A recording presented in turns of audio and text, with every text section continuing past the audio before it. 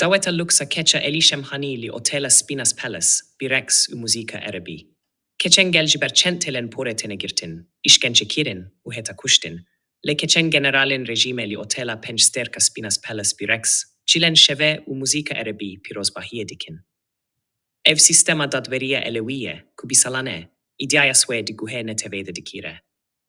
Keça gel ji ber sucê hicaba nerast te kuştin. Lê keça rayedaran li cihê herî evleyê Tehranê bi nebûna hicabe û merasîmên bi milyaran dolarî reqs dike. Ma ev ne heman komara İslamiye ku swîna gîna amînî rîjanda ku keça ve bikaribe bi azadî bireqse. Ev dîmen ne tene pîrozbahiyek malbatîne, belê, ev sembola berûmetî û cudakariya Çînîne di rejimekê de ku ji bo gel xîzanî û mîrîne û ji bo gelê swê lûks û azadiyê dixwaze.